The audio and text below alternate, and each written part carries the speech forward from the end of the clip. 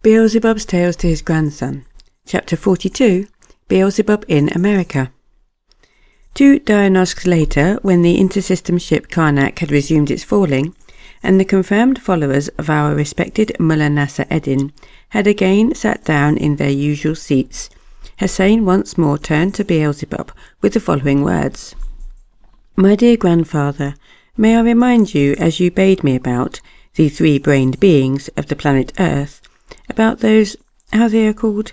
about the beings who breed and exist just on the diametrically opposite side of the place where contemporary terrestrial civilization is flourishing, about those 3-brained beings there who, as you were saying, are very great devotees of the foxtrot." "Ah, about those Americans. Yes, that's it, about those Americans," joyously exclaimed Hussein. "Of course, I remember. I did indeed promise to tell you a little also about those contemporary queer ducks there." And Beelzebub began thus. "I happened to visit that part of the surface of your planet, now called North America, just before my final departure from that solar system. I went there from my last place of existence on that planet, namely from the city Paris of the continent of Europe. From the continent of Europe, I sailed there on a steamship, according to the custom of all contemporary what are called dollar holders, and arrived in the capital of North America, in the city of New York, or as it is sometimes called there, the city of the melting pot of the races of the earth. From the pier I went straight to a hotel called the Majestic, which had been recommended to me by one of my Paris acquaintances, and which for some reason or other was additionally, though not officially, called Jewish. Having settled in this majestic hotel, I went the same day to look up a certain Mr. there, who also had been recommended to me by still another of my Paris acquaintances. By this word Mr., every being of the male sex is called on that continent who does not wear what is called a skirt. When I found this Mr., to whom I had a letter of introduction, he, as is proper to every genuine American businessman, was up to his eyes in innumerable, as is said there, dollar businesses. I think I might as well remark now, at the very beginning of my elucidations about these Americans, that those 3-brained beings there, especially the contemporary ones, who constitute the root population on this part of the surface of your planet, are in general almost all occupied only with these dollar businesses. On the other hand, with the trades and professions indispensable in the process of being existence, exclusively only those beings are occupied among them who have gone there from other continents temporarily and for the purpose, as is said, of earning money. Even in this respect, the surrounding conditions of ordinary being existence among your contemporary favourites, chiefly among those breeding on this continent, have been transformed, so to say, into tra-la-loo-la-la-la, as our respected teacher Mullah Nasser Eddin would define it, a soap bubble that lasts a long time only in a quiet medium. Among them, there at the present time, these surrounding conditions of ordinary collective existence have already become such that if, for some reason or other, these specialist professionals of all the kinds necessary for their ordinary collective existence should cease to come to them from the other continents to earn money, then it is safe to say that within a month the whole established order of their ordinary existence would completely break down, since there would be none among them who could even so much as bake bread. The chief cause of the gradual resulting of such an abnormality there among them is, on the one side, the law established by them themselves in respect of the rights of parents over their children, and on the other hand, the institution in schools for children of what is called a dollar savings bank, together with the principle of implanting in children a love of such dollars. Thanks to this, and to still various other peculiar external conditions of ordinary existence also established by them themselves, just this love of dollar business, and of dollars themselves, has become in the common presence of each of the native inhabitants of this continent who reaches responsible age, the predominant urge during his responsible what is called feverish existence. That is why each of them is always doing dollar business, and moreover, always several of them at once. Although the aforesaid Mr. to whom I had a letter of introduction was also very busy with these dollar businesses, he nevertheless received me very cordially. When he read the letter of introduction I presented to him, a strange process immediately began in him, which has already been noticed even by certain of your favourites, it having also become inherent in your contemporary favourites in general, and which they call unconscious preening. And this same process proceeded in him, because in the letter I presented, the name of a certain other acquaintance of mine, also a Mr., was mentioned, who, in the opinion of many, and of this Mr. also, was considered, as they call him behind his back, a damn clever fellow, that is to say, a dollar expert. In spite of his having entirely seized with this inherency proper to the contemporary favourites, he nevertheless, as he talked with me, gradually calmed down, and eventually he informed me that he was ready to place himself entirely at my disposal. Suddenly, however, he remembered something, whereupon he added that, to his profound regret, owing to circumstances over which he had absolutely no control, he could not possibly oblige me that day, but not until the following day, because he was extremely busy with important affairs. And indeed, with the best will in the world, he could not have done so, for these unfortunate Americans, who are always governed by these dollar businesses of theirs, can do what they please only on Sundays, whereas it just happened that the day I went to see him was not a Sunday. There on that continent, all dollar and other businesses depend never upon the beings themselves. On the contrary, your favourites there always themselves depend entirely on these businesses of theirs. In short, the day not being a Sunday, this genuine American Mr. was unable to do as he pleased, namely to go along with me and introduce me to the people necessary to me, and we had therefore to agree to meet the following morning at a defined place on the famous street there called Broadway. This street Broadway is the foremost and principal street, not only in this New York, but, as is said there, is the longest street in any of the large contemporary cities of your planet. So I set off there on the next day. As the automobile taxi in which I drove to this place happened not to come from one of Mr. Ford's factories, I arrived too soon, and consequently this Mr. was not yet there. While awaiting him, I began strolling about,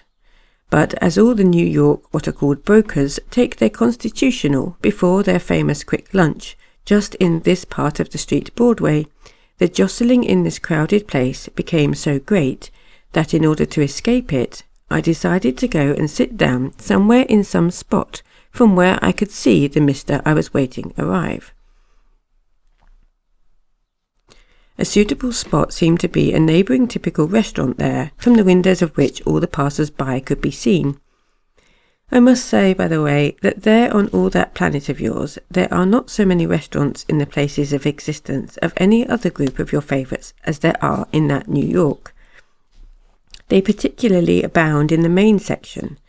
and moreover the proprietors of these restaurants there are chiefly Armenians, Greeks and Russian Jews.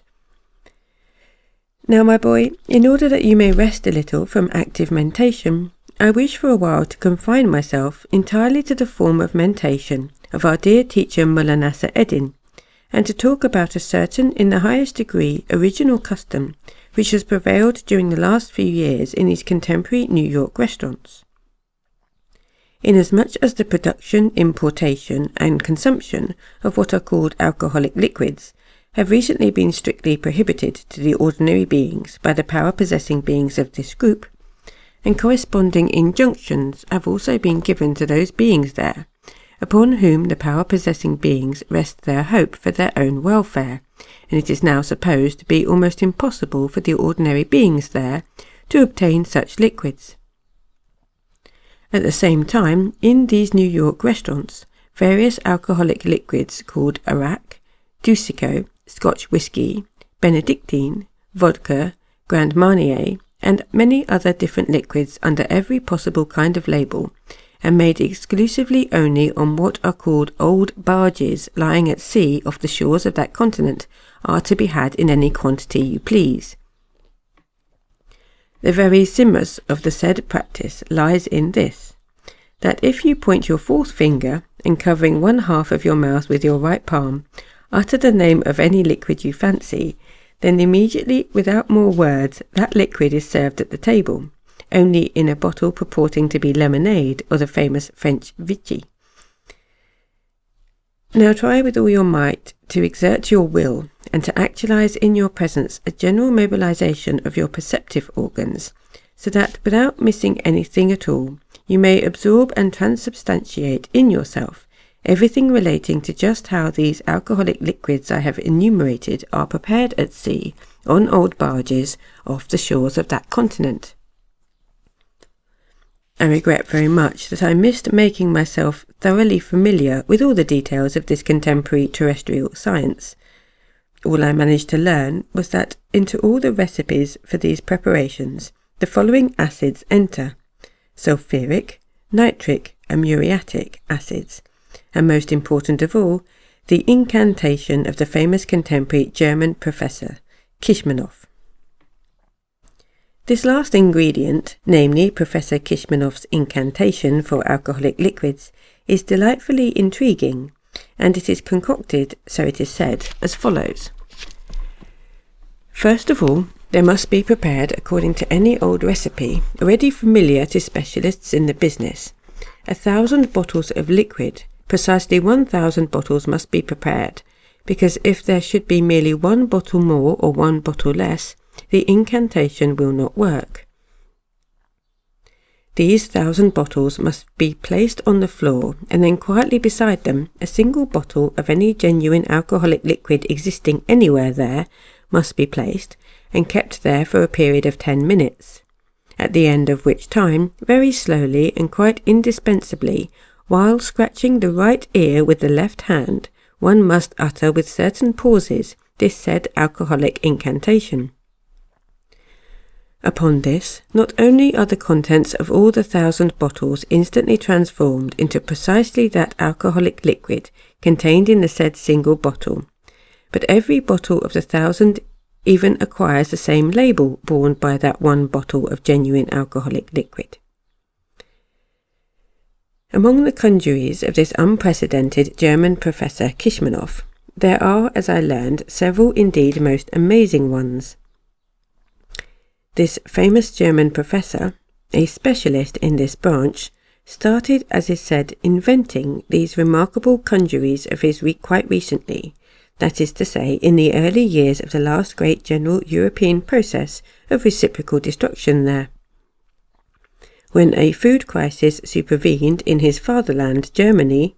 he, sympathizing with the plight of his compatriots, invented his first conjury, which consisted in the preparation of a very cheap and economical chicken soup. This first conjury of his is called German chicken soup, and its execution is likewise extremely interesting, namely as follows. Into a very commodious pot set on the hearth, common water is poured, and then a few very finely chopped leaves of parsley are strewn into it. Then both doors of the kitchen must be opened wide, or if there is only one door, a window must be opened wide, and while the incantation is very loudly pronounced, a chicken must be chased through the kitchen at full speed. Upon this, a most delicious chicken soup is ready hot in the pot. I heard further that during the years of this great process of reciprocal destruction, the beings of Germany made use of this conjury on a colossal scale, this method of preparing chicken soup having proved in practice to be, as it were, good, or at least extremely economical. The reason is that a single chicken could do duty for quite a long time, because it could be chased and chased and chased, until for some reason or other the chicken all by itself, as is said there, went on strike and declined to breathe the air any longer. And in the event that the chicken resisted the infection of hypocrisy, in spite of its having existed among your favourites, and indeed did cease to wish to breathe the air any longer, then for this eventuality, as I afterwards learned, a common custom was established there among the beings of that group called Germany. Namely, when the chicken went on strike, its owners would very solemnly roast it in the oven, and for this solemn occasion would unfailingly invite all their relatives to dinner. It's interesting to notice also that in another professor of theirs, also famous, called Steiner, in the course of his what are called scientific investigations of supernatural phenomena, mathematically established that on the occasions when the chickens were served at these invitation dinners, always their owners would recite the same thing. Namely, every hostess, rolling her eyes to heaven and pointing to the chicken, would say with great feeling that it was the famous Pamir pheasant, and that it had been specially sent to them from Pamir by their dear nephew who resided there as consul for their great fatherland. On that planet there exist in general conjuries for every possible kind of purpose. These conjuries began multiplying particularly after many of the beings of this peculiar planet had become specialists in supernatural phenomena, and came to be called occultists, spiritualists, theosophists, violet magicians, chiromants, and so forth. Besides being able to create supernatural phenomena, these specialists also knew very well how to make the opaque look transparent. This same American prohibition of the consumption of alcohol can serve us yet again as an excellently illuminating example for understanding to what degree the possibilities for the crystallization of data for being reflection are atrophied in these contemporary, responsible, power-possessing beings, in respect of the fact that such an absurdity is being actually repeated there. There on that continent, everybody without exception, thanks to this prohibition, now consumes this same alcohol, even those who in other circumstances would probably never have consumed it. There on the continent America, the very same is occurring with the consumption of alcohol, as occurred with the chewing of the seeds of the poppy by the beings of the country Maralplisi. The difference is that in the country of Maralplisi, the beings were then addicted to the use of it, at least... The difference is that in the country of Maralplisi, the beings were then addicted to the use of at least genuine poppy seeds, whereas in America, the beings now consume any liquid that comes their way, provided only that it bears the name of some alcoholic liquid existing somewhere on their planet. And another difference is that in respect of concealing their consumption of the prohibited product from government eyes, the contemporary beings now breeding on the continent America are not by any means so naive as were the beings of the Maralplisi epoch. To what lengths your contemporary favourites have gone in this respect, you can understand very well from the following examples. At the present time, there in that place, every young man with his mother's milk, scarcely dry on his lips, infallibly carries with him what seems to be a perfectly ordinary, harmless cigarette case or cigar case, and sitting in a restaurant or in one of their famous dance halls, he casually produces this cigarette case or cigar case from his pocket, and everybody around imagines, of course, that he is about to smoke.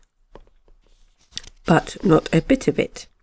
He just gives a peculiar little twist to this cigarette case or cigar case of his, when, presto, a diminutive tumbler appears in his left hand.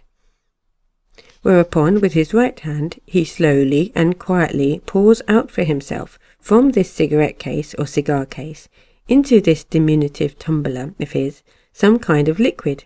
probably Scotch whisky, but concocted, as I've already told you, on some barge off the American coast. During my observations there at that time, I once witnessed still another picture. In one of the said restaurants sat two young American women not far from my table. An attendant of this restaurant, or as they say, a waiter, served them with a bottle of some mineral water and a couple of glasses. One of the women gave a certain little twist to the handle of her fashionable umbrella, whereupon a liquid, obviously also Scotch whisky, or something of the kind, began likewise to flow very quietly and very slowly from the handle into their glasses. In short, my boy, the same is being repeated on this continent America, as also took place quite recently in a large community called Russia. There the power-possessing responsible beings also prohibited the consumption of the famous Russian vodka, with the consequence that these beings very soon adapted themselves to consume, instead of this vodka, the no less famous hanja, from the effects of which thousands of these unfortunate beings are still dying there daily. But in the present case, we must certainly give the contemporary American beings their due.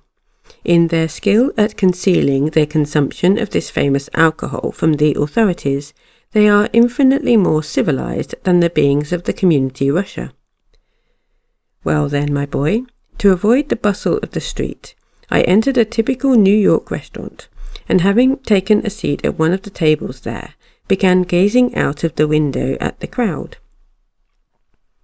As it is common custom there on your planet, when people sit in a restaurant or any other such public place, always and without fail to pay what they call money for something for the profit of the proprietor of the establishment, I did the same, and also ordered for myself a glass of their famous what is called orangeade. This famous American drink consists of the juice squeezed from oranges, or from the famous what is called their grapefruit, and the beings of that continent drink it always and everywhere in incredible quantities. It must be admitted that this famous orangeade of theirs does occasionally refresh them in hot weather, but on the other hand, in its action upon what are called the mucous membranes of the stomach and intestines, this drink of theirs is still another of the many factors there, which, taken together, are gradually bringing about, although slowly yet inexorably, certainly, the destruction of that unnecessary and negligible function called the digestive function of the stomach. Well then, sitting in the said restaurant with this famous orangeade, and watching the passers-by in the hope of seeing among them the Mr. I awaited, I began casually looking around at the objects in the restaurant also. On the table at which I was sitting, I saw among other things also what is called the menu of the restaurant. Menu, there on your planet, is the name given to a sheet of paper on which are written the names of all the varieties of food and drink available in the said restaurant.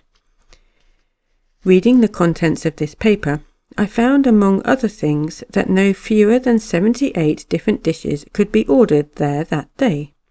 This staggered me, and I wondered what on earth kind of stove these Americans must have in their kitchens to be able to prepare 78 dishes on it for just one day. I ought to add that I had been on every one of the continents there, and had been the guest of a great many beings of different castes, and I had seen food prepared innumerable times, and also in my own house. So I already more or less knew that to prepare a single dish, at least 2 or 3 saucepans were required, and I reckoned that as these Americans prepared 78 dishes in one kitchen, they would certainly need about 300 pots and pans. I had the fancy to see for myself how it was possible to accommodate on one stove 300 saucepans, so I decided to offer what is called there a good tip to the waiter who served me with the orangeade to let me see the kitchen of the restaurant with my own eyes. The waiter somehow arranged it, and I went into the kitchen. When I got there, what do you think? What kind of picture did I see? A stove with 100 pots and pans? Not on your life. I saw there only a small, what is called there, midget gas stove, such as what are called old bachelors and man-haters, that is to say, worthless spinsters, usually have in their rooms. By the side of this pimple of a stove sat an extremely fat-necked cook of Scotch origin, reading the newspaper, inseparable from every American. He was reading, it seems, the newspaper The Times. I looked around in amazement, and also at the neck of this cook. While I was thus looking around in astonishment, a waiter came into the kitchen from the restaurant, and in peculiar English ordered a certain very elaborate dish from this fat-necked cook. I think I may as well tell you that I then also noticed from his accent that the waiter who ordered this dish with a fancy name had only recently arrived there from the continent of Europe, obviously with the dream of filling his pockets there with American dollars, with that dream, in fact, about these American dollars, which indeed every European has who has never been to America, and which now allows no one in Europe to sleep in peace. When this aspirant to an American multimillionairedom had ordered the said fancy dish from the fat-necked cook, the latter got up from his place without haste, and very heavily, and first of all took down from the wall a small, what is called there, bachelor's frying pan. Then, having lighted his dwarf stove, he put the frying pan on it, and still moving ponderously, he then went over to one of the many cupboards, took from it a tin of some canned food, opened it, and emptied its contents into the said frying pan. Then, in the same way, he went over to another cupboard, and again took out a tin of some canned food,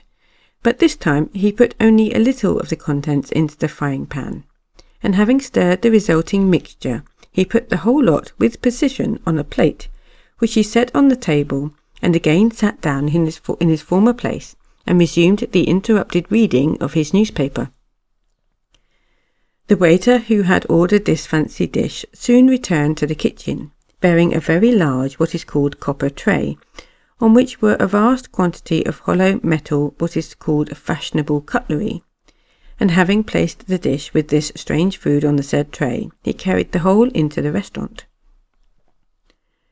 When I returned and resumed my seat at my table, I saw that at another table quite near, a mister was sitting who was smacking his lips while eating the dish which I had chanced to see prepared in the kitchen. Looking again out of the window into the street, I eventually discerned the mister I expected in the crowd. So, settling my bill at once, I left the restaurant. And now, my boy, maintaining the form of mentation of our dear teacher, I might as well tell you also a little about the speech of these American beings. You must know that before my arrival on that continent, I could already speak the tongue of the beings of that continent, namely what is called the English tongue. But from the very first day of my arrival in the capital of this North America, I already experienced great inconvenience in my verbal intercourse, because, as it turned out, although these beings use this English tongue for verbal intercourse among themselves, this English tongue of theirs is rather special and in fact quite peculiar. So having felt the inconvenience, I made up my mind to learn this peculiar conversational English of theirs also. On the third day after my arrival there, I was on my way to my newly acquainted mister, specially to ask him to recommend me a teacher for this English tongue.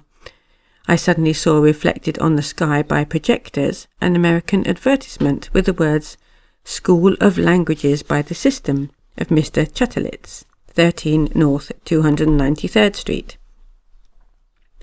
The languages and the times when they were taught were set forth, and of the American English language in particular, it was stated, among other things, that it could be learned in from 5 minutes to 24 hours.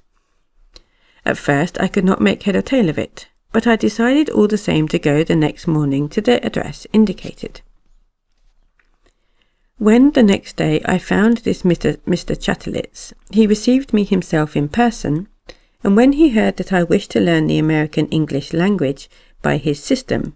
he explained to me first of all that this conversational language could be learned by his system in 3 forms, each form corresponding to some special requirement. The first form, he said, is the conversational language for a man who is obliged to earn here among us our American dollars. The second form is required for a man who, although not in need of our dollars, nevertheless likes to do dollar business. And furthermore, in order that in his social relations with our Americans, everybody will think that he is not just a nobody, but a real gentleman with an English upbringing. As for the third form of the English language, this form is required by anybody who wishes to be able to procure here, there and everywhere at any hour Scotch whisky. As the time for learning the second form of English language by this system suited me best, I decided to pay him immediately the dollars he charged in order to know the secret of his system. When I had paid him the dollars he charged, and he had, seemingly quite casually, but in reality not without that avidity, which has also already become proper to all the beings of your planet, placed my dollars in an inside pocket, he explained to me that in order to learn this second form, only 5 words had to be memorized, namely, maybe, perhaps, tomorrow, oh I see, all right. He added that if I had occasion to converse with one or more of their misters, I should only need to utter any one of these 5 words every now and then. That will be quite enough, he added, to convince everybody that, in the first place, you know the English language very well, and secondly, that you are an old hand at doing dollar business. Although the system of this highly esteemed Chatterlitz was very original and meritorious, yet I never had occasion to put it into practice. And the occasion did not arise, because the next day I met by chance in the street an old acquaintance, and as he is called editor from the continent of Europe, who in conversation confided to me an even more ideal secret for the American language. When I told him, among other things, that I had been the day before to Mr. Chatterlitz about the local language, and had told him a little about the system, he replied, "Do you know what, my dear doctor? As you are a subscriber to our paper over there, I cannot help revealing to you a certain secret of the language here." And he said further, "Knowing several of our European languages, you can, by employing this secret of mine, be master of the language here to perfection, and indeed converse about anything you wish, and not simply make others think that you know the English language, for which purpose I do not deny the system of this Chatterlitz is indeed excellent." He explained further that if, when pronouncing any word taken from any European language, you imagine that you have a hot potato in your mouth, then some word of the English language is in general bound to result. And if you imagine that this same hot potato is furthermore well sprinkled with ground red pepper, then you will already have the pronunciation of the local American English language to a T. He advised me, moreover, not to be timid in choosing words from the European languages, since the English language in general consisted of a fortuitous concourse of almost all the European languages, and hence that the language contained several words for every ordinary idea, with the consequence that you almost always hit on the right word. And suppose that without knowing it, you use a word entirely absent from this language, no great harm is done. At worst, your hearer will only think that he himself is ignorant of it. All you have to do is just to bear in mind the said hot potato and no more baloney about it. I guarantee this secret, and I can safely say that if, on exactly following my advice, your language here does not prove to be ideal, then you may stop your subscription. Several days later, I had to go to the city of Chicago. This city is the second in size on that continent and is, as it were, a second capital of North America. On seeing me off for Chicago, that Mr., my New York acquaintance, gave me a letter of introduction to a certain Mr. there. As soon as I arrived in this city, Chicago, I went straight to this said Mr. This Chicago Mr. turned out to be very amiable and most obliging. His name was Mr. Bellybutton. For the evening of my first day, this amiable and obliging Mr. Bellybutton suggested my accompanying him to the house of some of his friends, so that, as he expressed it, I should not be bored in quite a strange city. I of course agreed, When we arrived, we found there a fair number of young American beings, guests like ourselves. All the guests were exceedingly gay and very merry. They were telling funny stories in turn, and the laughter from these stories of theirs lingered in the room like the smoke on a day when the wind is south over the chimneys of the American factories, where the American sausages called hot dogs are prepared. As I also find funny stories amusing, that first evening of mine in the city of Chicago passed very gaily indeed. All this would have been quite sensible and very delightful if it had not been for one feature of the stories told that first evening, which greatly astonished and perplexed me. And that is, I was astonished by their what is called ambiguity and obscenity.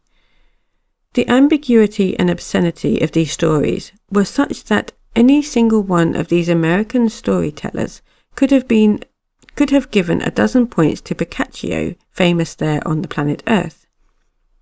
Boccaccio is the name of a certain writer who wrote for the beings of the earth a very instructive book called the Decameron.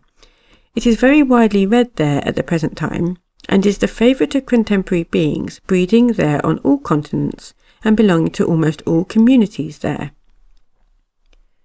The following day, also in the evening, this kind Mr. Bellybutton took me again to some still other friends of his. Here also were a large number of young American beings, both male and female, sitting in various corners of a very large room, conversing quietly and very placidly. When we were seated, a pretty young American girl soon came and sat down beside me and began chatting with me.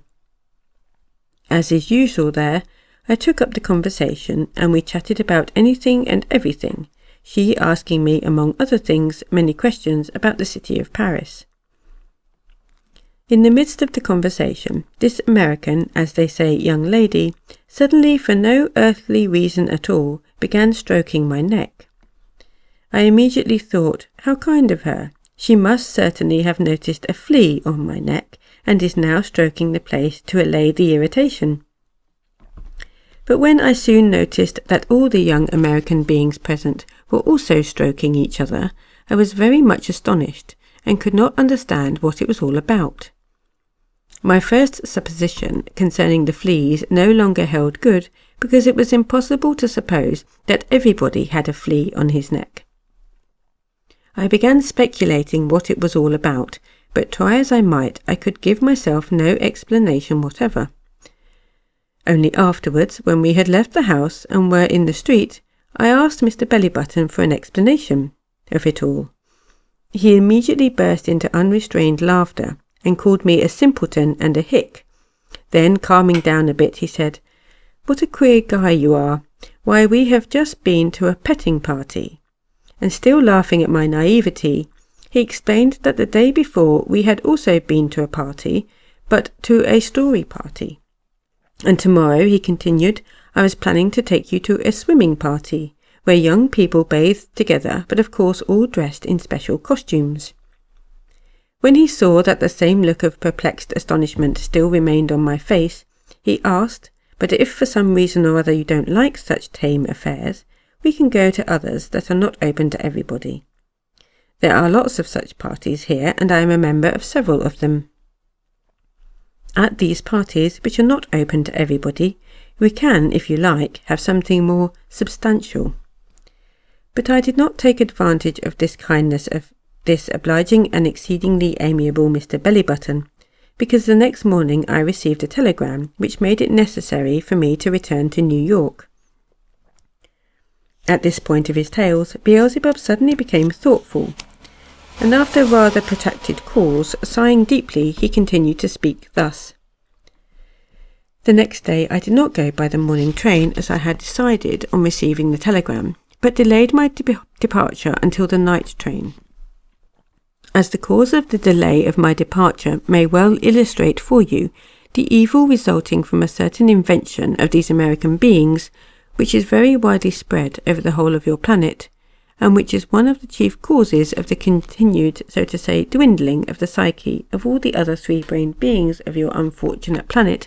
I shall tell you about it a little more in detail. Just this maleficent invention of the beings of this continent, which I now intend to explain to you, has not only been the cause of the acceleration of the tempo of still greater dwindling of the psyche of all the three-brained beings breeding on that unfortunate planet of yours, but it was and still is the cause also that in the beings of all the other continents of recent times there is already completely destroyed that being function which is proper for all three-brained beings to have, and which was one single function which even until the last century arose in their presence of its own accord, namely that being function which is everywhere called the sane instinct to believe in reality. In place of this function, very necessary for every three-brained being, another special very definite function gradually crystallized, whose action induces in its bearer a continuous doubt about everything. This maleficent invention of theirs they call advertising. Better to understand what follows, I must tell you that several years before this trip of mine to America, once when travelling on the continent of Europe, I bought myself some books to read in the train to pass away the prospective long and tedious railway journey. In one of these books, written by a very famous writer there, I read an article about this America, in which a great deal was said about what is called the slaughterhouses existing in the same city, Chicago. Slaughterhouse is the name there for a special place where three-brained terrestrial beings carry on the destruction of the existence of those beings of various other forms, whose planetary bodies they are addicted to using for their first being food, owing again to those abnormally established conditions of ordinary being existence. Moreover, executing this manifestation of theirs in these special establishments, they even say and imagine that they do it from necessity, and as it were in a perfectly what they call humane way. This said terrestrial contemporary very famous writer, the author of this book, rapturously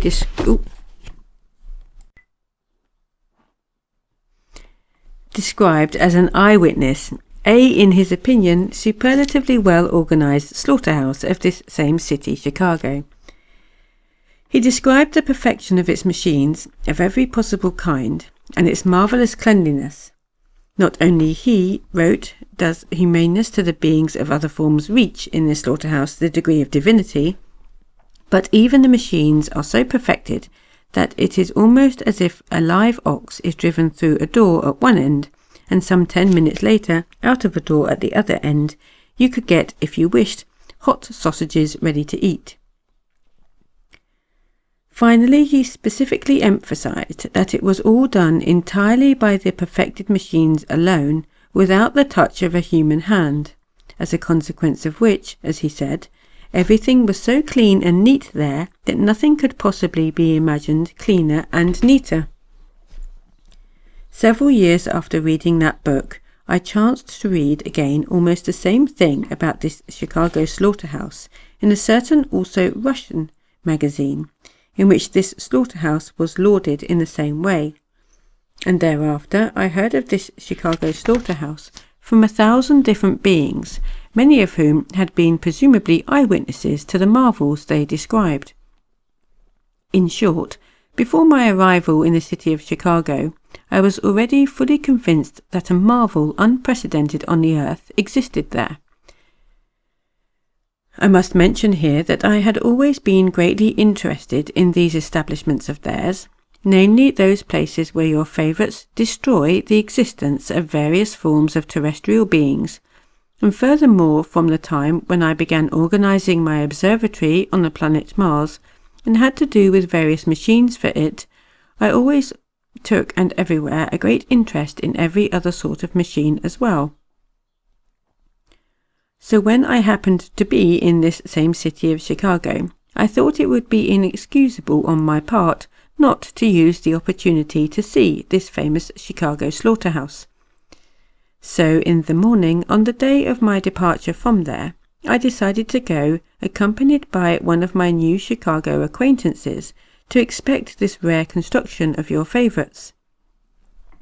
Having arrived there, we took as our guide, on the advice of one of the assistants of the chief director, an employee of a branch of some bank there which was connected with this slaughterhouse, and together with him we set off to inspect the place. Accompanied by him, we first of all went through the places where the unfortunate quadruped beings are driven and where they remain until their slaughter. This place was in no way different from that of all establishments of the kind on your planet, except that this particular place was on a considerably larger scale. On the other hand, it was very much dirtier than any of the slaughterhouses I had previously seen in other countries. Afterwards, we went through several more what are called annexes. One of them was the cold storage for the meat that was ready. In another, they destroyed the existence of quadruped beings simply with hammers, and also stripped off their hide, again in the manner usual in other slaughterhouses.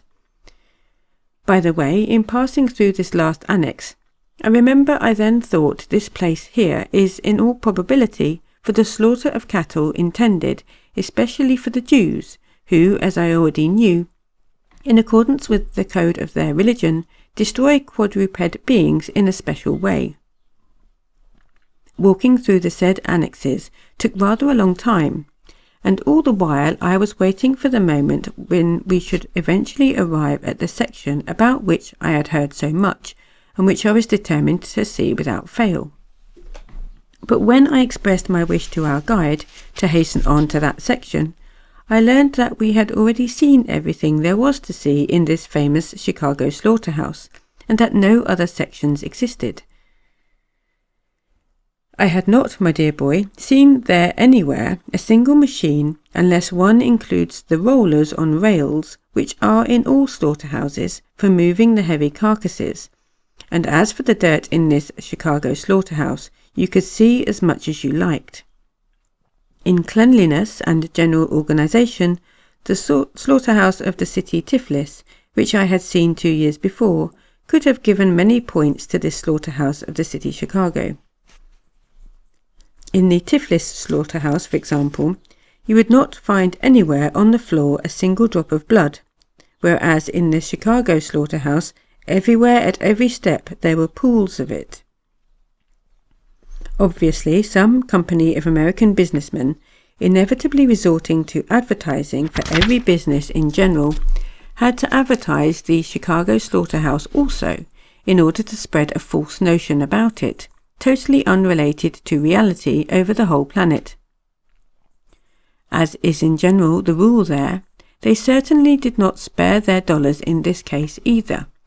And since the sacred being function of conscience is completely atrophied among contemporary terrestrial what are called journalists and reporters, the result is that in all your favourites breeding on the continents, there is crystallized just that definite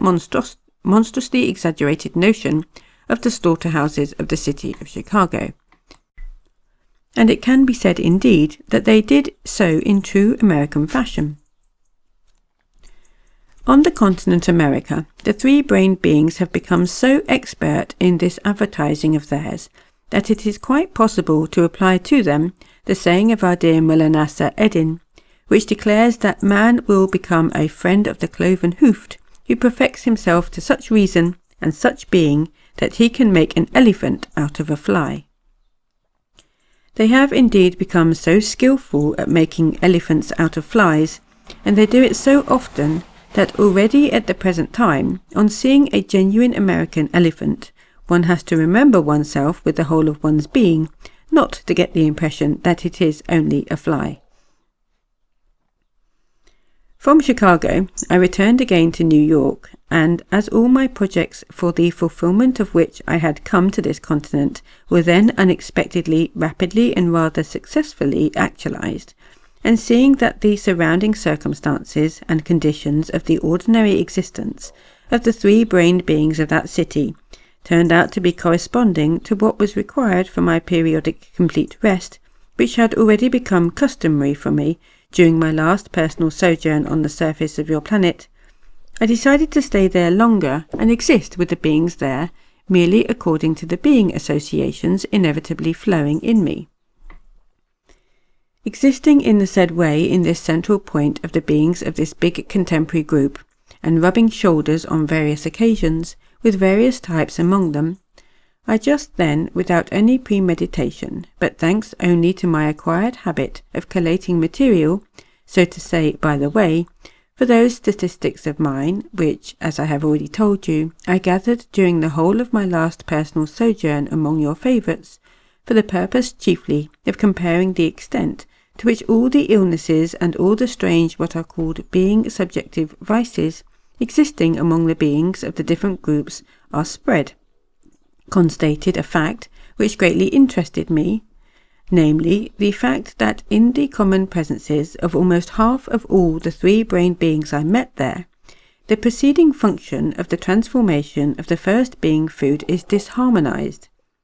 That is, as they themselves would say, their digestive organs are spoiled, and that almost a quarter of them have or are candidates for that form of disease specific to beings there, which they call impotence, thanks just to which disease a great many of the contemporary beings of your planet are forever deprived of the possibility of continuing their species. When I chanced to constate this, a great interest in the beings of just this new group arose in me, and I thereupon changed my previously determined mode of existence among them, and allotted half my time from my personal rest to special observation and investigation of the causes of this fact, for me so strange, and for them so deplorable. In pursuit of this aim, I even took occasion to visit various other provincial points of the beings of this new contemporary group, though I stayed nowhere more than 1 or 2 days, with the exception of the city Boston, or as it is sometimes called, the city of the people who escaped race degeneration. There I existed for a whole week. And so, as a result of these observations and statistical investigations of mine, it became clear that both these aforesaid diseases, which to a certain extent are prevalent among the contemporary beings in general, who breed on all continents, are on this continent so inordinately widespread that its proximate consequences were immediately patent to me, namely, that if it continues among them at the present rate, then just the same fate will befall this contemporary large independent group of three-brained beings who've taken your fancy, as recently befell that large community there which was called monarchic Russia. That is to say, this group also will be destroyed. The difference will be only in the process of the destruction itself. The process of the destruction of the large community monarchic Russia proceeded in consequence of the abnormalities of, so to say, the reason of the power-possessing beings there, whereas the process of the destruction of the community America will proceed in consequence of organic abnormalities. In other words, the death of the first community came from, as they say, the mind, whereas the death of the second community will come from the stomach and sex of its beings. The point is that it has long ago been determined that in general the possibility of long existence for a three-brained being of your planet depends at the present time exclusively only on the normal action of these two aforementioned being functions, namely upon the state of their, as they say, digestion, and upon the functioning of their sex organs. But it is precisely these two functionings necessary to their common presence, which are now both going in the direction of complete atrophy, and moreover at a highly accelerated tempo. This community America is at the present time still quite young. It is still, as they say there on your planet, like an infant, all peaches and cream. And so if while still so young its beings have in respect of the two chief motors of their existence thus deviated retrogressively, then in my opinion, in this case also, as it in general occurs to everything in the megalocosmos, the degree of the further movement for the purpose of blending again with the infinite will depend on the direction and degree of the forces obtained from the initial impetus. In our great megalocosmos, there is even established for all beings with reason a law, as it were, according to which one must always and in everything guard just against the initial impetus, because on acquiring momentum it becomes a force which is the fundamental mover of everything existing in the universe, and which leads everything back to prime being. In this place of his tales, Beelzebub was handed a letu chambos, and when he had finished listening to the contents of the communication, he turned again to Hussein and said, "I think, my boy, that it will be very useful to you for your more detailed representation and understanding of the strangeness of the psyche in general, of these three-brained beings who've taken your fancy, and who arise on the planet Earth, if I explain to you in somewhat greater detail the causes which, in the common presences of these American three-brained beings, produce disharmony in both of these fundamental functionings of theirs. For convenience of exposition,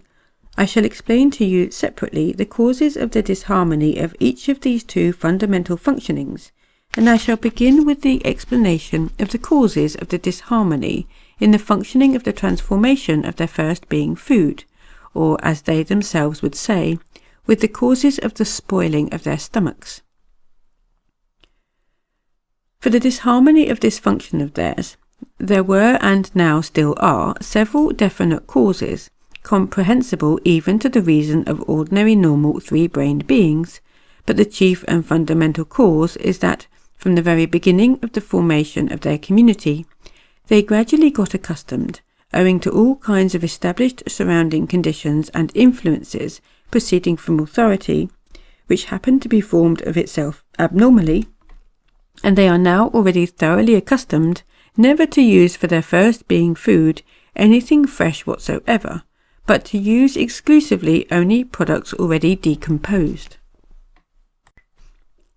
At the present time, the beings of this group almost never consume for their first being food any edible product which still retains all those active elements put into everything by Great Nature herself as an indispensable requisite for taking in power for normal existence. But they preserve, freeze and essensify beforehand all those products of theirs, and use them only when most of these active elements required for normal existence are already volatilized out of them.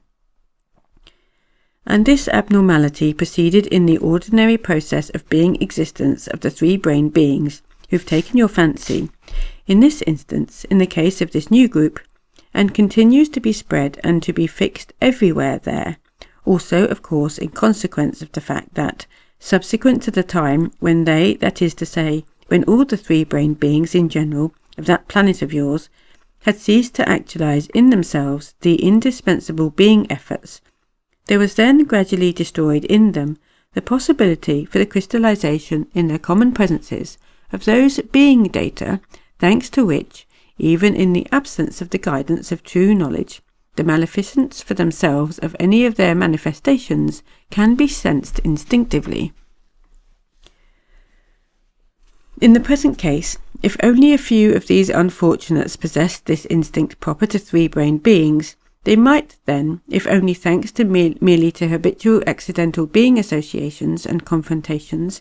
first themselves become aware, and afterwards inform all the rest, that as soon as the prime connection with common nature of any product in general serviceable as a first being food is severed, then no matter if this product be kept completely isolated, that is to say hermetically sealed, frozen or essensified, it must, like everything else in the universe, change its form and decompose according to the same principle and in the same order in which it was formed. Here you should know concerning the active elements from which all cosmic formations are in general formed by nature, both those subject to transformation through the Tetat cosmoses, and which are the products for the first being of foods, as well as in general all other completely spiritualized and half-spiritualized arisings, that, as soon as the corresponding time arrives, these active elements, in whatever conditions they may be found, obligatorily begin separating, in a certain order of succession, from those masses in which they were fused during the trogo-auto-egocratic process. And the same, of course, proceeds with those products so dear to the American beings, which they preserve in what are called hermetically sealed cans. However, hermetically these cans of products may be sealed. As soon as the time of, so to say, disintegration arrives, the corresponding active elements infallibly begin to separate from the whole mass. And these active elements, thus separated from the whole mass, group themselves as a rule according to their origin in these hermetically sealed cans in the form of drops, or small bubbles,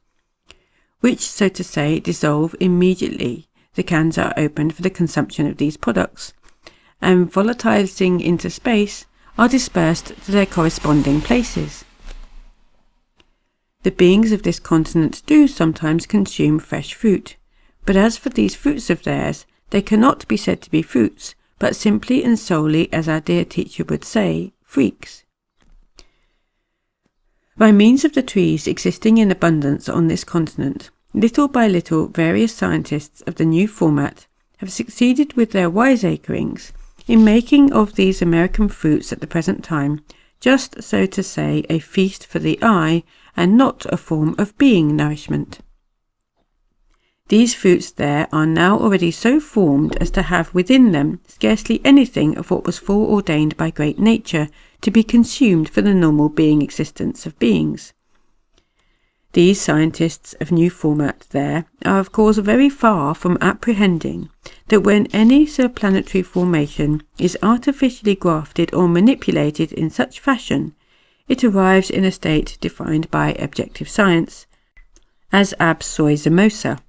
in which it absorbs from its surrounding medium cosmic substances serviceable only for the coating of what is called its automatically self-reproducing subjective presence. The point is that from the very beginning of this latest contemporary civilization of theirs, it somehow so fell out among the beings of all the innumerable separate groups there, that of the 7 aspects of the fundamental commandment given to 3-brained beings from above, namely strive to acquire inner and outer purity,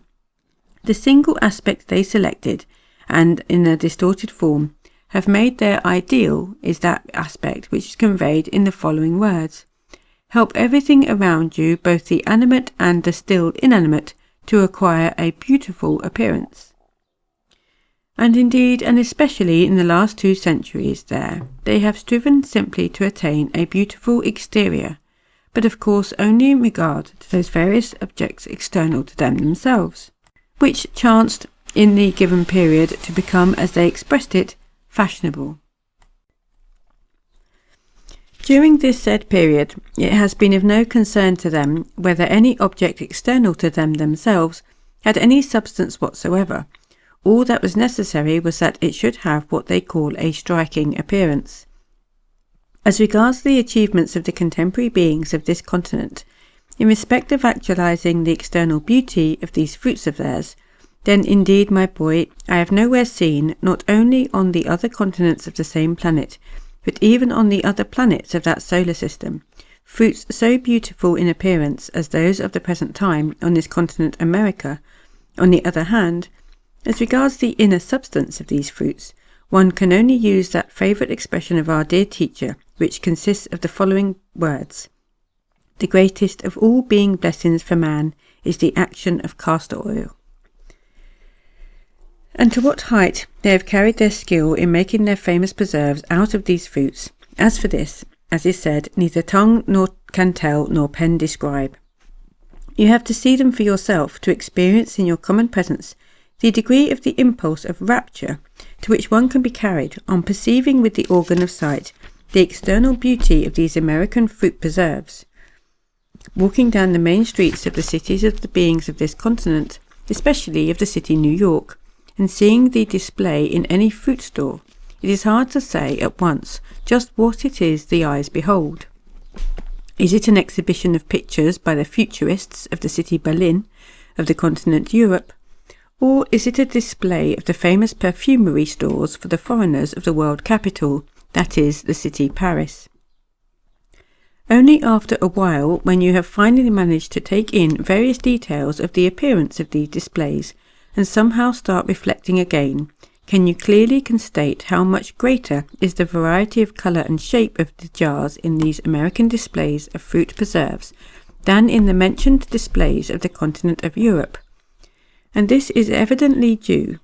to the fact that in the common psyche of the beings of this new group, the combination resulting from the intermixture of former independent races happens to correspond more completely to a better perception and a thorough cognition of the sense and beneficence of the achievements of the reason, both of the beings of the contemporary community of Germany, in respect of the chemical substances they have invented there called aniline and alzirine, as well as of the beings of the community of France, in respect of perfumery. I myself, when I first saw there such an exhibition, could not refrain from entering one of these stores and buying about 40 jars of all shapes containing fruit preserves of every shade of colour. I bought them to please the beings then accompanying me, and who came from the continents of Asia and Europe, where fruits so rarely beautiful to look at did not as yet exist. When I brought my purchases home and distributed them, these beings were at first, indeed, not a whit less astonished and delighted than I had been by their appearance. But afterwards, when they had consumed them for their first being food, all that was needed was to see their grimaces and their change of colour on their faces to understand what effect these fruits in general have upon the organism of beings. The case is still worse on that continent with that product which, for them as well as for almost all the three-brained beings of the universe, is the most important product for first being food, and namely that product called phosphor, which they themselves name bread. Before I tell you the fate of this American bread, I must tell you that this terra firma part of the surface of your planet, called North and South America, was formed thanks to various accidental combinations ensuing in the first place from the second great cataclysm, not according to law, which occurred to that ill-fated planet, and second, from the position that terra firma occupies in relation to the process of the common systematic movement, having a stratum of what is called soil, which was and still is suited for the production of that divine grain of which the same phosphor is made. With conscious knowledge of how to use it, the soil surface of these continents is capable of yielding in a single what is called good season the fullness of a complete process of the sacred heptaparaparshinok, or in other words, a 49-fold harvest. And even by its semi-conscious use, as is now the case, the soil there yields of this divine grain a considerable abundance in comparison with the other continents. Well then, my boy, when the beings of that continent began to have, thanks to various fortuitous circumstances, many of those objects which, for the strange psyche of the contemporary three-brained beings who've taken your fancy, are a subject for their dreams, and are everywhere called their dollars, thanks to which fact, according to long-established usage there, they acquired in their picturings of the beings of all the other continents what is called a sense of superiority, with the result, also now usual among them, that they began to wiseacre with everything to achieve that said contemporary ideal of theirs.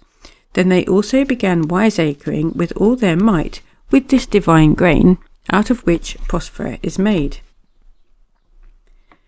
They began employing every possible means to, so to say, deform this divine grain, in order to give to its product a beautiful and striking appearance.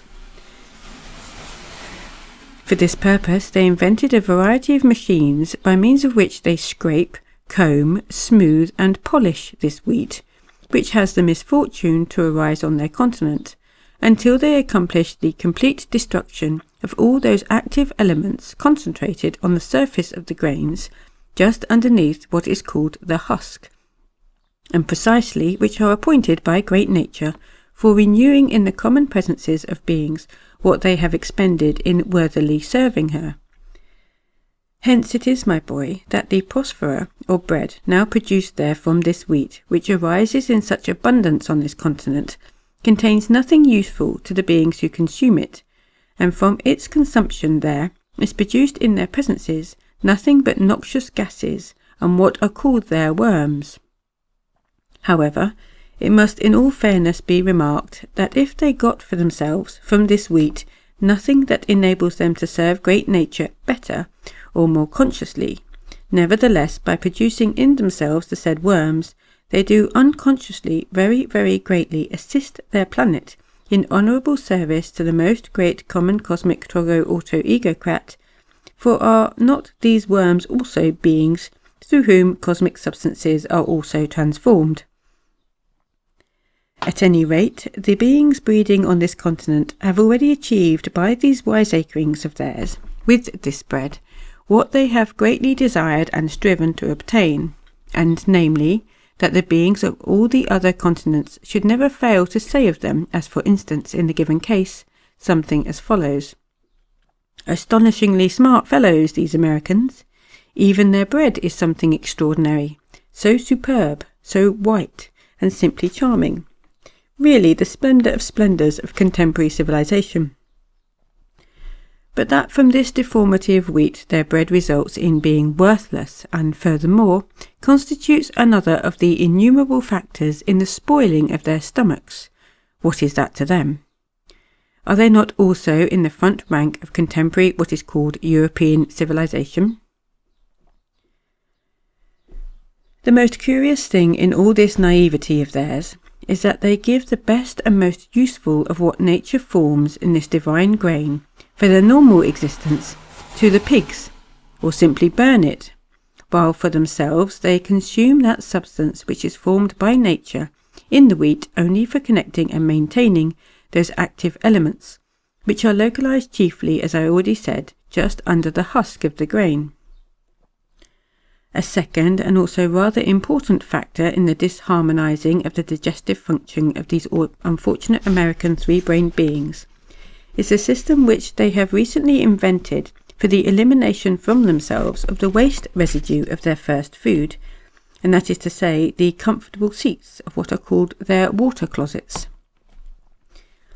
In addition to the fact that this maleficent invention was, and still is, one of the chief factors in the said disharmonization now proceeding in them themselves, and also in almost all the beings of the other continents, who, by the way, have already begun in recent times very jealously imitating them in all their peculiar methods of assisting their transformatory functioning, your favourites, thanks to this invention of theirs, now striving to fulfil even this inevitable being function of theirs with the greatest possible sensation of pleasant tranquillity, have got, as it were, a new incentive for the jealous service of their god self-calming, which, as I have already said more than once, has been and still is for them almost the chief evil engendering and evoking all the abnormalities of their psyche,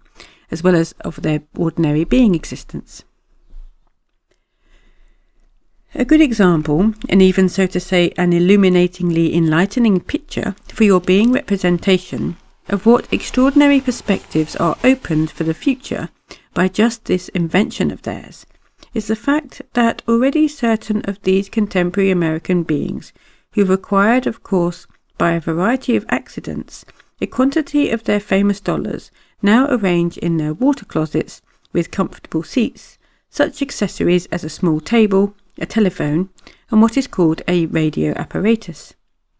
so that, when so sitting, they may continue their correspondence, discuss over the telephone with their acquaintances all their dollar businesses, quietly read the newspapers which have become indispensable to them,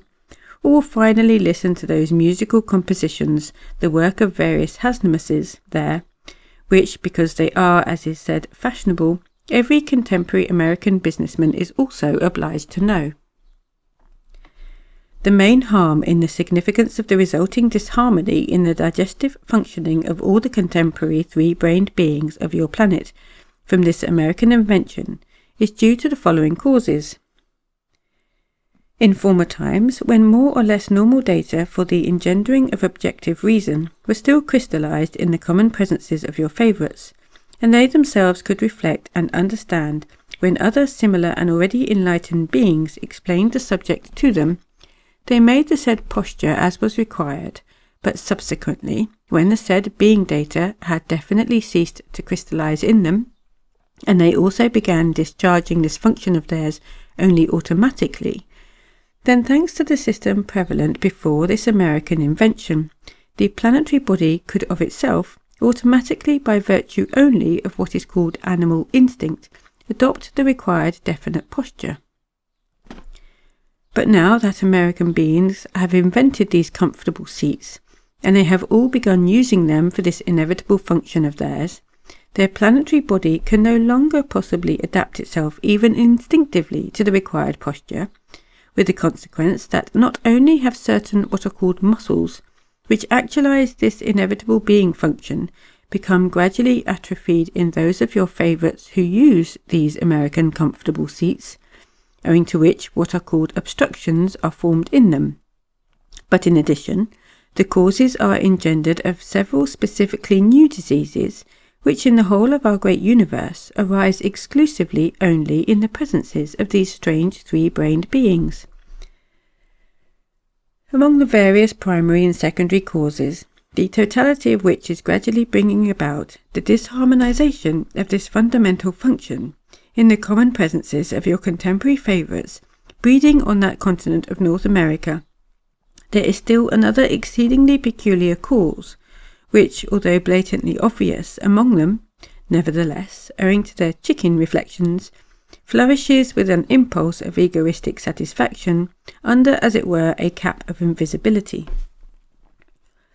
This peculiar cause arose and also began slowly and quietly, but infallibly disharmonizing this function in them, thanks simply to the fact that in the strange presences of the beings of this new large group, a ruling passion prevails to be as often as possible on the continent of Europe. You should also be informed about this peculiar cause, chiefly because you will learn from it of yet another result, harmful for all your favourites, of the evil wiseacrings of their contemporary scientists. For your better representation and understanding of this cause of the gradual disharmonizing of this inevitable being function in the common presences of the American beings, you should first be familiar with a certain detail of just those organs which actualize the said function in their common presences. Among their organs for the complete transformation of the first food is one that exists almost everywhere under the name of touche-pushok, or as they themselves call it, a blind process, and in their scientific terminology, appendix. The action of this organ, as appointed by great nature, is that various connective cosmic substances, separated by the transformation of the various surplanetary crystallizations which compose the first being food, are gathered in it in the form of what are called gases, in order that later, at the time of the elimination from the common presences of the beings of the already waste residue of the said food, these gases should by their presence assist this act. The gases gathered in this organ actualize by their, so to say, discharge, the mechanical action designed by nature, independently of their general transformatory functioning proceeding in the beings, and only at definite periods of time established in each being differently according to subjective habit. Well then, my boy, thanks to their frequent trips to the continent Europe, the round trip taking from 12 days to a month, conditions are created for a daily change of time for the fulfillment of this established function, with the consequence that a serious factor results for the gradual engendering of disharmony in the process of their common fundamental transformatory functioning. That is to say, when for a period of many days, on account of the change of the established time, they fail to perform this indispensable function of theirs, and the gases thus collected in this organ, not being utilized by them for the automatic action of the purpose indicated,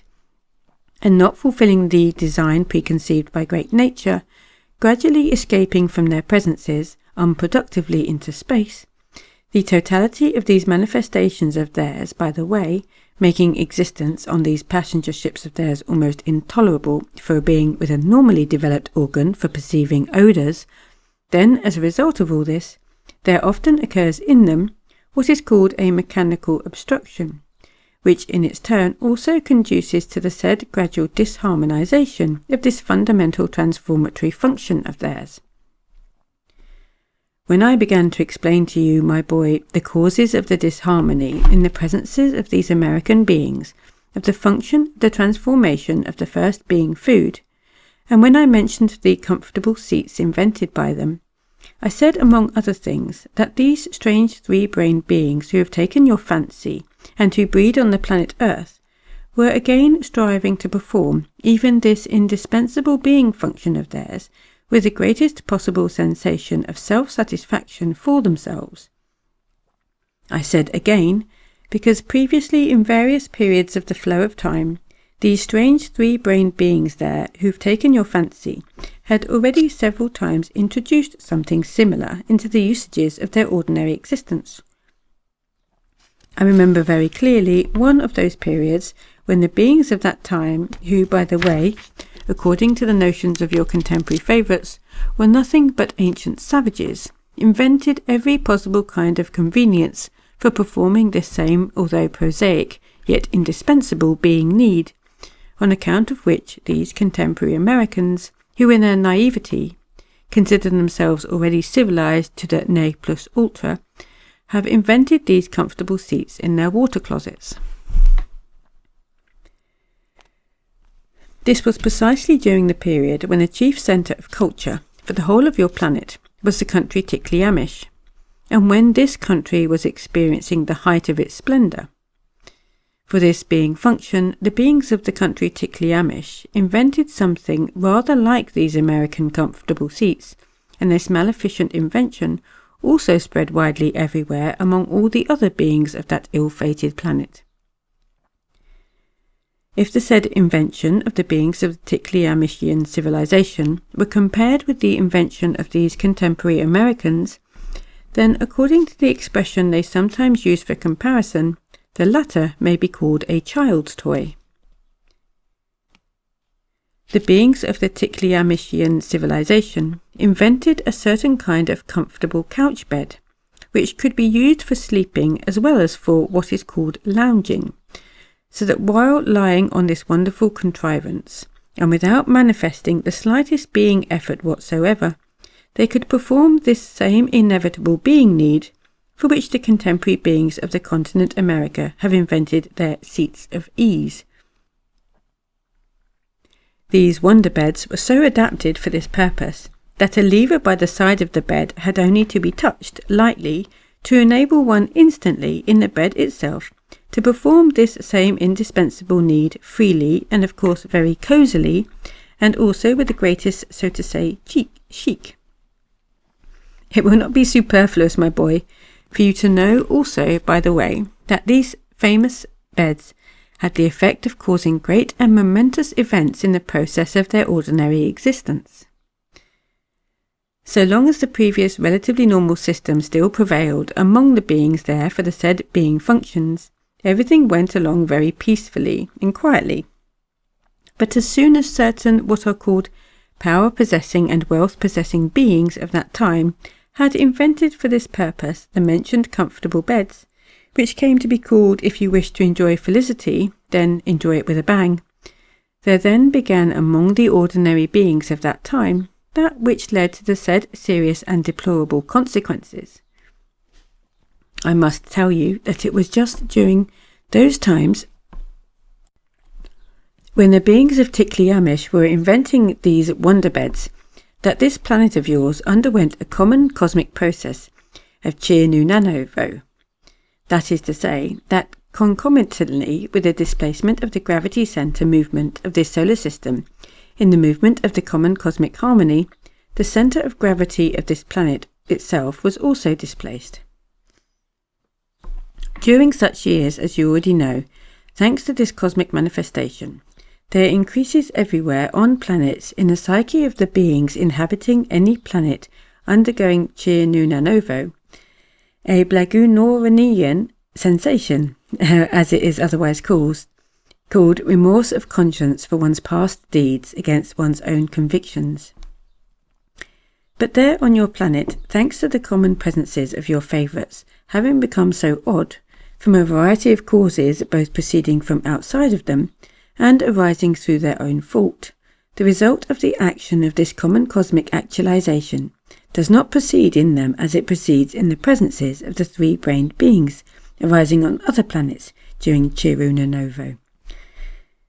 That is to say, instead of this remorse of conscience, there usually arise there and become widespread certain specific processes called the reciprocal destruction of microcosmoses in the Tatata cosmos, which process, when proceeding in them, they themselves look upon as what are called among them epidemics, and which in ancient times were known by the names Kalunom, Morkrok, Celuano, etc., and in the present days by the names Black Death, cholera, Spanish influenza, and so on. Well then, thanks to the fact that many diseases then called Kolbana, Tirdiank, Moyasul, Champanak, and so on, and called by contemporary beings tabes, sclerosis disseminata, hemorrhoids, ischias, hemiplegia, and so on, were widely prevalent among the majority of those using these exceedingly comfortable couch beds, those beings from among them in whose common presences the data for Hasnamussian properties had, thanks to the complete absence of the actualization of being part dog duty, already previously begun to be crystallized more intensively than usual, and among whom were those called revolutionaries, observing this particularity, decided to take advantage of it for their own purposes. That is to say, types of this kind, invented and circulated, broadcast among the masses of beings of that time, that all the aforesaid epidemic contagious diseases resulted from the fact that, thanks to the beds, if you wish to enjoy felicity, then enjoy it with a mighty bang. The parasitic bourgeois contracted various diseases, which diseases afterwards spread by contagion among the masses.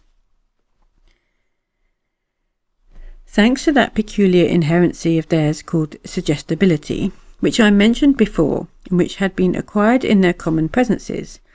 all the surrounding beings of course believed this, as they call it, propaganda of theirs, and there usually being in these cases a quantity of talk about it, there was gradually crystallized in each of them the periodically arising factor which actualizes in their common presences that strange and relatively prolonged psychic state, which I should call the loss of sensation of self, in consequence of which, as also usually happens there, they set about destroying everywhere not only those wonder beds, but also the existence of those beings who used them. Although the acute stage of this, so to say, obtuseness in the presences of most of the ordinary beings of that period soon passed, nevertheless, the raging destruction both of these beds themselves and of the beings who used them continued by momentum during several terrestrial years. Eventually, this maleficent invention went completely out of use, and soon it was even forgotten that such beds had ever existed on the planet. At any rate, it can be said with certainty that if the civilization of the beings of the group now breeding on the continent America develops in its present spirit and at its present rate, then they also will unquestionably civilize themselves to the degree of having bed couches as astonishing as were those beds. If you wish to enjoy felicity, then enjoy it with a bang. It will not be amiss now, my boy, also to remark, by way of illustration, upon the invention of preserved products, for the first being food, and their application in the process of being existence by the beings of this contemporary group, who in recent times have chanced to become, for the strange reason of their beings of all the other continents, so to say, objects of imitation, chiefly on account simply of the fact that they were supposed to be the first on their planet to invent such beneficent and convenient being usages, namely, in the given case, the device of feeding themselves with preserved products, thanks to which they, as it were, save time. The contemporary unfortunate three-brained beings in general who breed on your planet are of course not aware, nor for the causes already explained to you have they in themselves the possibility of reflecting, that their remote ancestors of various past ages, who were much more normally formed into responsible beings, must have racked their brains, as is said, not a little, to discover means for minimizing the time spent on this inevitable being necessity of feeding themselves with products. And having found such apparently expedient methods, they every time after a brief trial of them eventually became convinced that these products of whatever kind and however they might be preserved always deteriorated with time and became worthless for their first food, and hence they ceased to employ these methods in the process of their ordinary existence. As a parallel to this contemporary means of preserving products for one's first being food in hermetically sealed vessels, let us take as an example that means of preserving which I personally have witnessed in the country Plessis. It was just at the time when the beings of the locality of Plessis were vying in everything with the beings of the country Tikliamish, and were engaged in a fierce rivalry with them, that the beings of all other countries should consider their country the first and foremost centre of culture. Just then it was that they invented, among other things, something similar to these American preserves.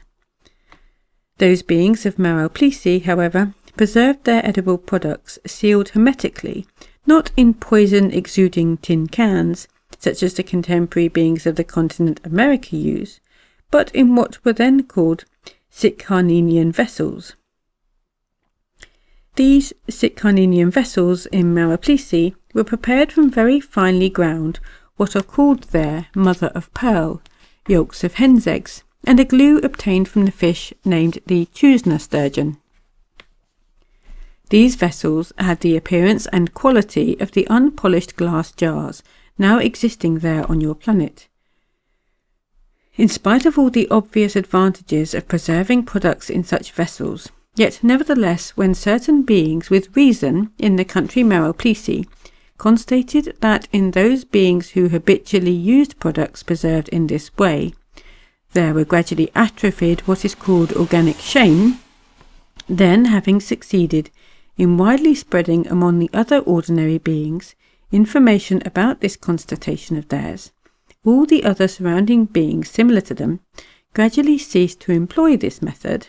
and eventually it was so completely dropped from common use that even the knowledge that such a method had ever existed failed even to reach the 5th or 6th generation after them.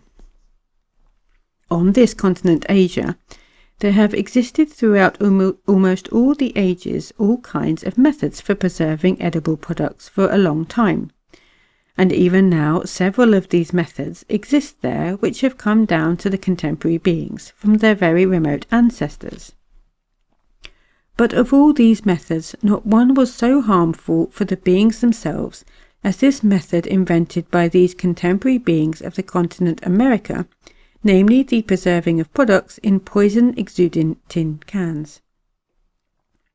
Even this device for preserving products hermetically sealed, so that without being exposed to the effects of the atmosphere, they should, as it were, escape the process of decomposition,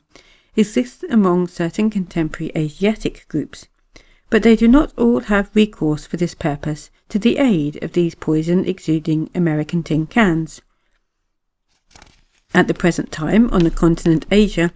only what is called sheep's tail fat is used for this purpose. Sheep's tail fat is a product which is formed in a large quantity around the tail of a certain form of two-brained quadruped being named there sheep, breeding everywhere on the continent Asia. In this sheep's tail fat, there are no cosmic crystallizations harmful for the common presence of a three-brained being, and it is itself one of the chief products for the first food of the majority of the beings of these general groups on the continent Asia. But as regards the metals from which these contemporary beings of the continent America prepare cans for the preservation of their products. However completely they may be isolated on the inside from the influence of the atmosphere, they also, after a definite time, like the contents of the cans, give off from themselves various of their active elements, some of which are very, as they express it, poisonous for the common presences of beings in general. These poisonous active elements, which issue from tin or similar metal, remaining in hermetically closed cans, are unable to volatilize into space and in time, meeting among the elements of the products within these cans certain elements which correspond to them by what is called kinship of class by number of vibrations, fuse with them according to the cosmic law named fusion, and remain in them, and together with these products, of course, afterwards enter into the common organism of the beings who consume them. Besides preserving their products in these poison-exuding tin cans so harmful for them, your contemporary favourites grouped on this continent America furthermore preserve them preferably in raw states. The beings of the continent Asia always preserve all their food products roasted or boiled, because according to this custom, which reached them from their remote ancestors, products preserved in this way do not decompose so rapidly as when raw. The explanation is that when a product is boiled or roasted, there is induced an artificial what is called chemical fusion of the several active elements of which the fundamental mass of the given product consists, thanks to which fusion many active elements useful for beings remain in the products for a comparatively much longer time. I again advise you to become thoroughly and particularly well acquainted with all the kinds of fusion proceeding in the megalocosmos, with the chemical as well as with the mechanical. Knowledge of this cosmic law will greatly help you, by the way, to represent to yourself and well understand why and how these numerous and varied formations are in general produced in nature, and how what is called a permanent fusion of elements is obtained in products from boiling or roasting. You will clearly understand if, upon reflection, you grasp merely the process which occurs during the artificial preparation of phosphora. Phosphora, or bread, is in general made everywhere by beings who are aware of its sacred significance. Only your contemporary favourites regard its preparation without any consciousness of its effect, but merely as a practice automatically transmitted to them by inheritance. In this bread, the crystallization of cosmic substances is also obtained according to the law of triamazicamno. The substances from the following three relatively independent sources, serving as the three holy forces of this sacred law, namely the holy affirming, or active principle, is the totality of those cosmic substances composing what your favourites call water. The denying, or passive principle, is the totality of the substances composing what your favourites call the flour, obtained from the divine wheat grain. And the holy reconciling, or neutralizing principle, is the substance issuing or obtained as the result of burning, or as your favourites say, from fire.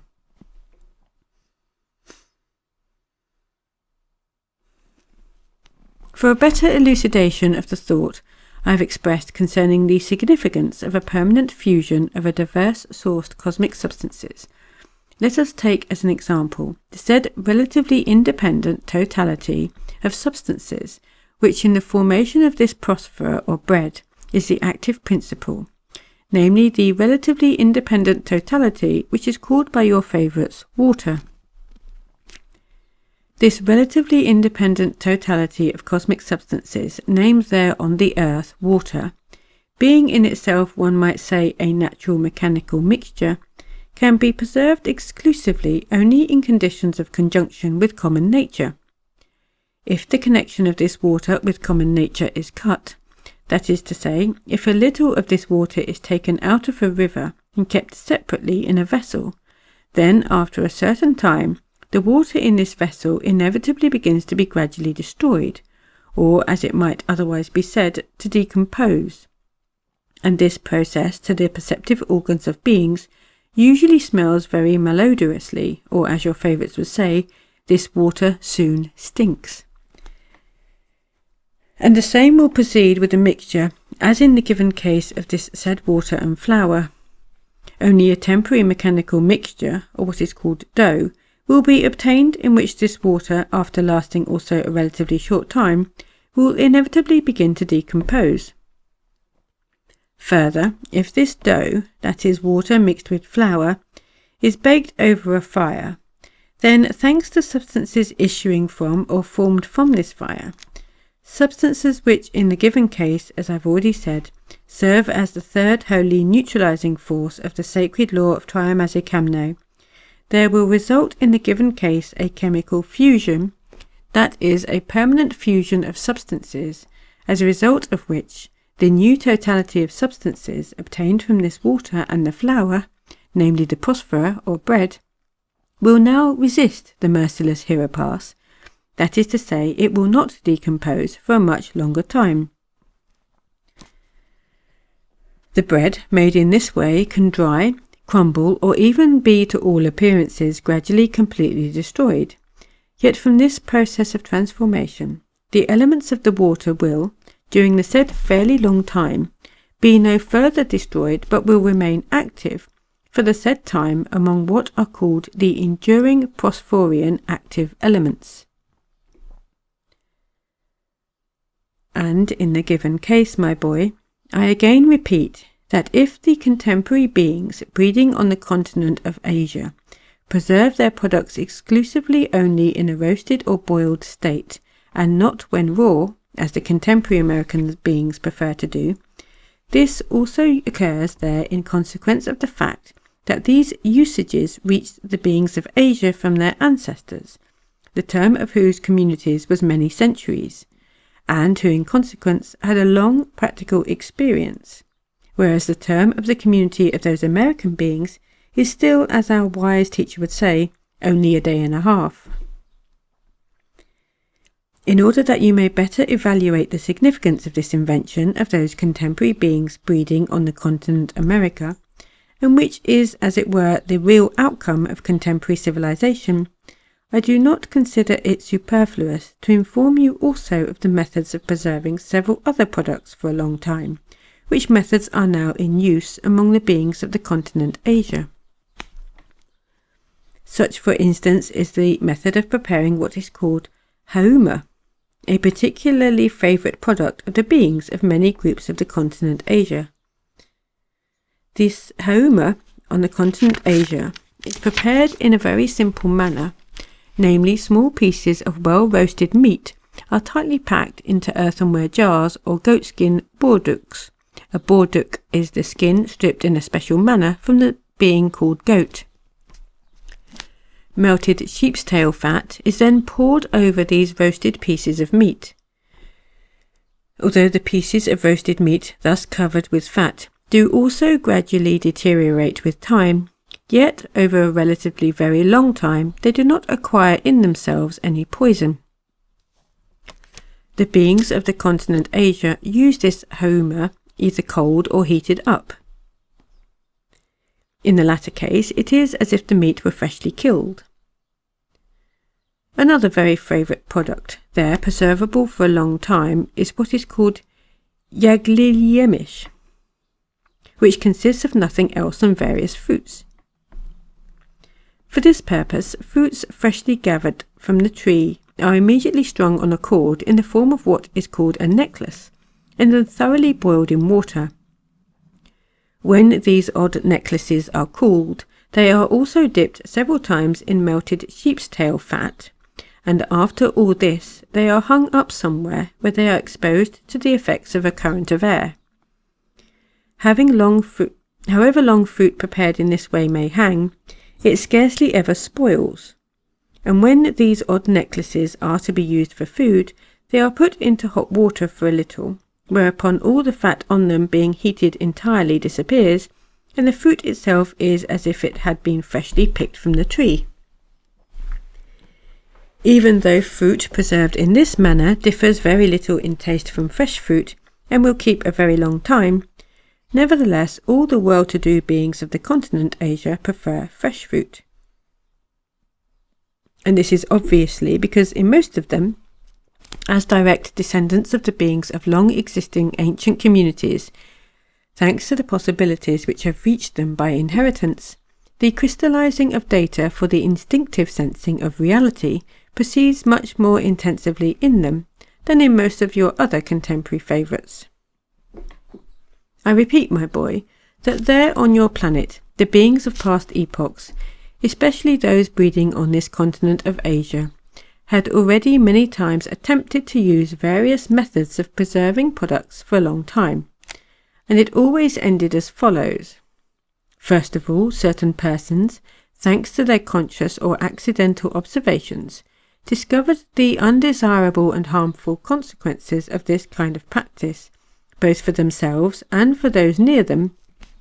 and they then communicated this to all the other beings, who, having also made observations with as much impartiality as possible towards themselves, also became convinced of the correctness of these deductions. And ultimately, they all ceased to employ these practices in the processes of their existence. Even quite recently, on this same continent Asia, certain beings again attempted not only to find a method by which it might indeed be possible to preserve their edible products for a long time without deterioration, but they even tried to find some entirely new means for minimizing, as much as possible, the time spent on this inevitable being need of feeding on the first food. And this time they were almost on the verge of discovering a very suitable method for this purpose. I can give you satisfactory details concerning the interesting results of their new investigations in this sphere, because I not only personally knew the terrestrial three-brained being, who by his conscious labours discovered the said method, but was even present personally at several elucidatory experiments upon the possibilities of applying this method to beings, conducted by the initiator himself of the, so to say, new investigations. His name was Asiman, and he was a member of a group of contemporary Asiatic three-brained beings, who, having cognized their slavish dependence upon certain causes within themselves, organized a collective existence for the purpose of working upon themselves to deliver themselves from this inner slavery.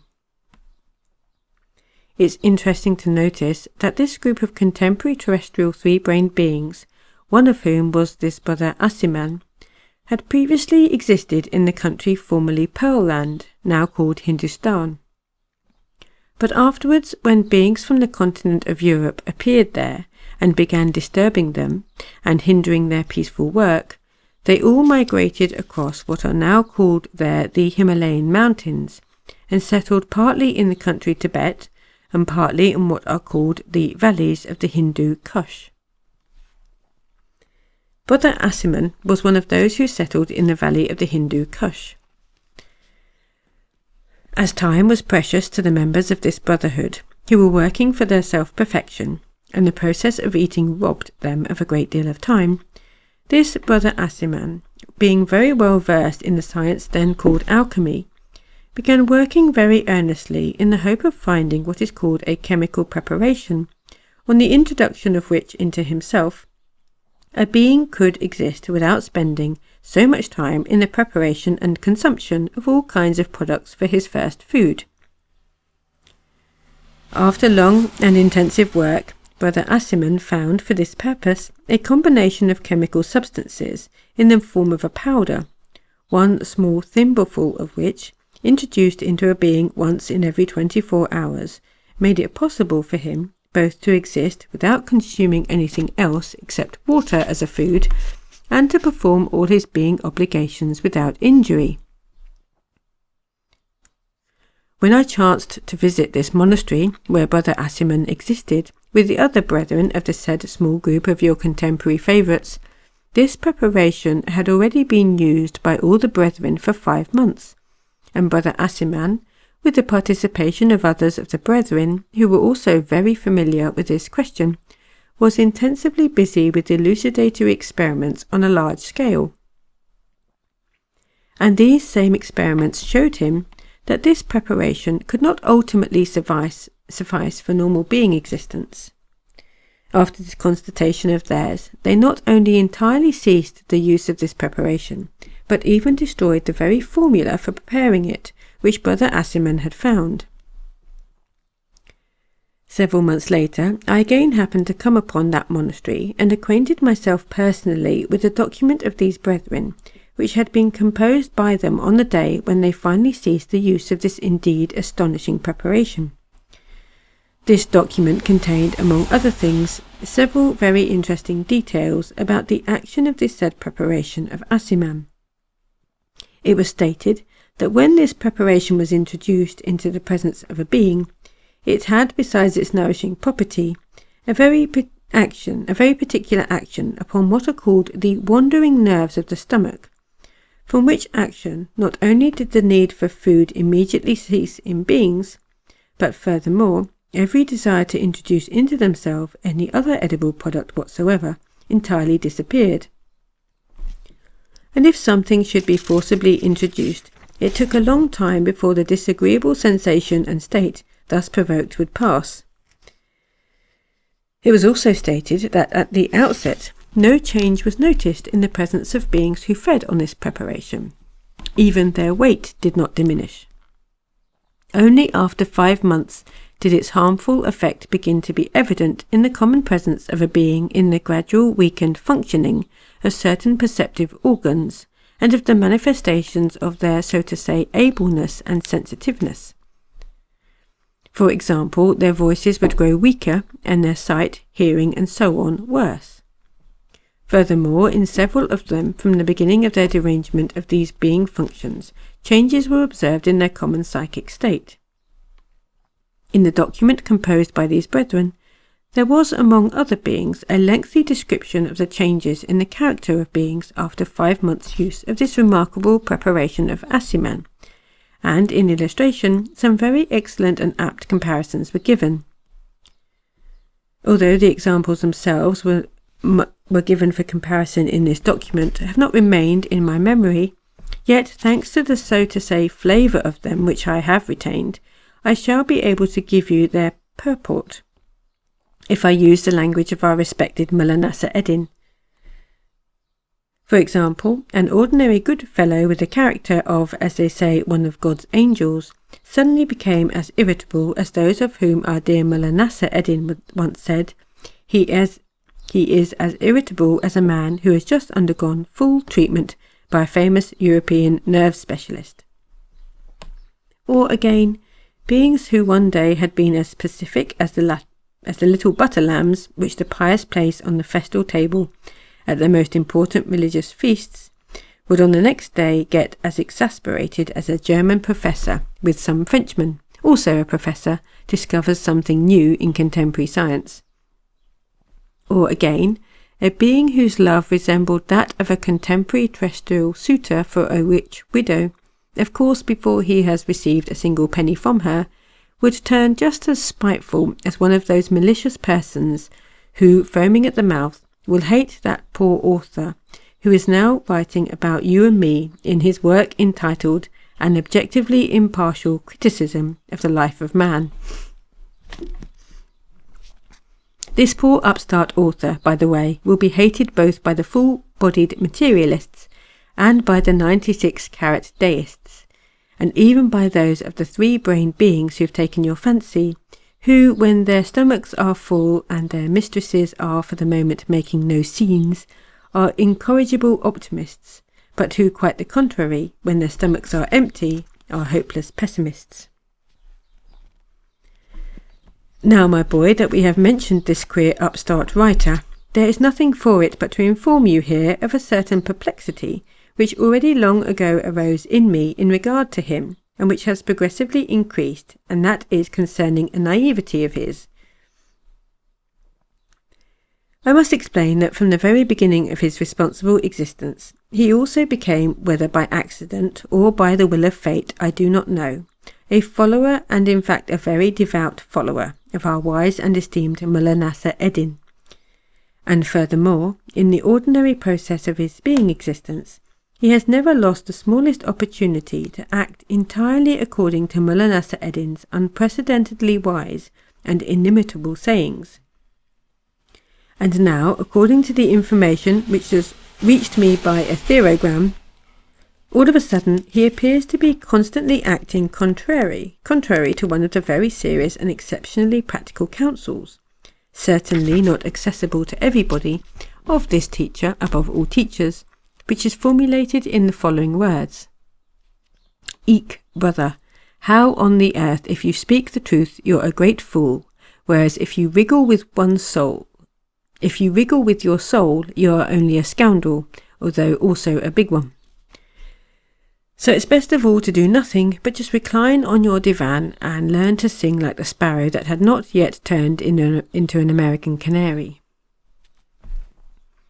Now, my boy, absorb carefully the information about the causes of the gradual disharmonization in the presences of these contemporary beings of the continent America of the second fundamental being function,